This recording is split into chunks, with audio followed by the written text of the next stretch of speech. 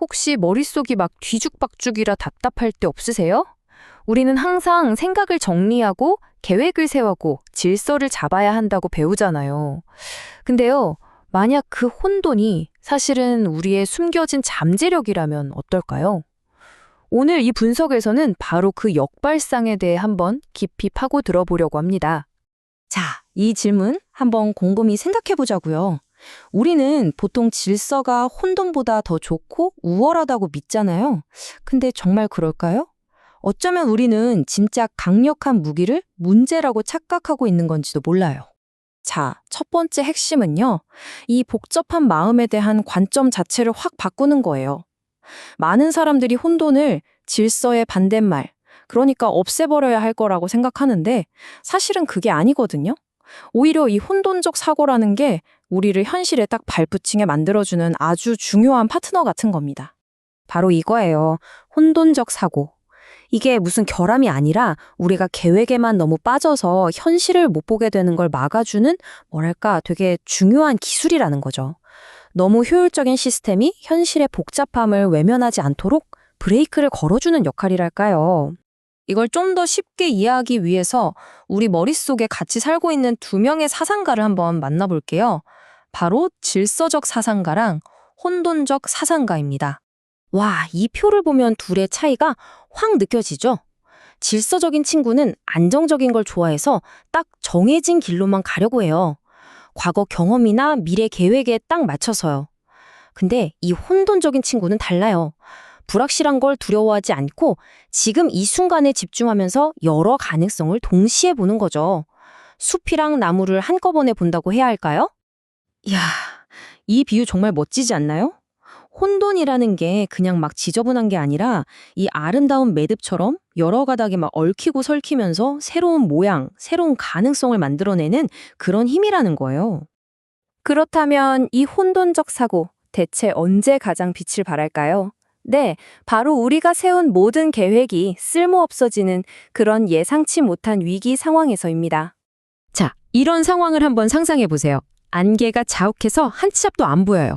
모든 게 불확실할 때 생존에 더 유리한 쪽은 과연 어느 쪽일까요?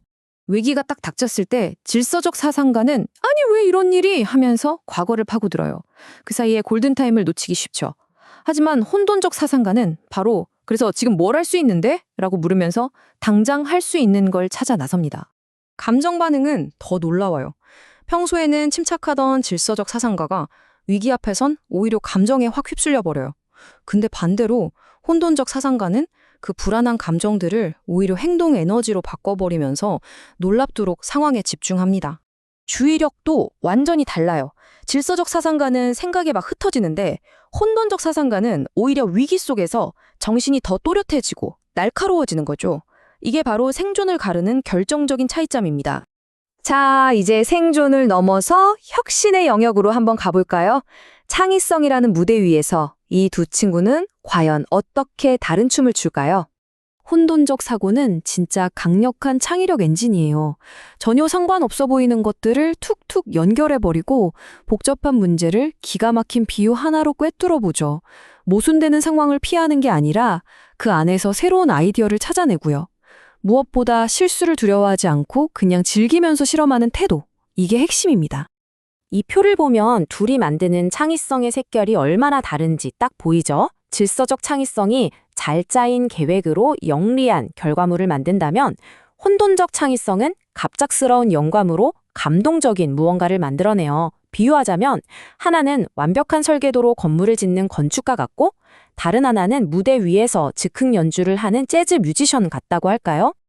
자, 그럼 이게 실제 비즈니스 현장에선 어떤 의미가 있을까요? 이 데이터 좀 보세요. 정말 놀랍지 않나요? 혼돈적 사고를 하는 사람들이 트렌드를 포착할 확률이 68%, 소비자가 뭘 원하는지 발견할 확률은 무려 73%나 더 높대요. 혁신을 이끌 가능성도 54%나 되고요. 이건 정말 어마어마한 숫자입니다. 하지만 여기서 제일 중요한 건 둘 중 하나를 고르라는 게 절대 아니라는 겁니다. 진짜 힘은 이 둘을 어떻게 잘 합치고 협력하게 만드느냐에 달려 있어요. 가장 이상적인 협업 과정은 이래요. 먼저 혼돈적 사상가가 아이디어의 불꽃을 탁 터트려요. 그럼 질서적 사상가가 그 불꽃을 잘 다듬어서 활활 타는 모닥불로 만들어주죠. 그리고 그 불을 어떻게 쓸지 구체적인 계획을 세우는 것도 질서적 사상가의 몫이고요. 그러다 막상 실행하는데 예상치 못한 바람이 불면 그때 다시 혼돈적 사상가가 나타나서 불이 꺼지지 않게 지켜주는 겁니다.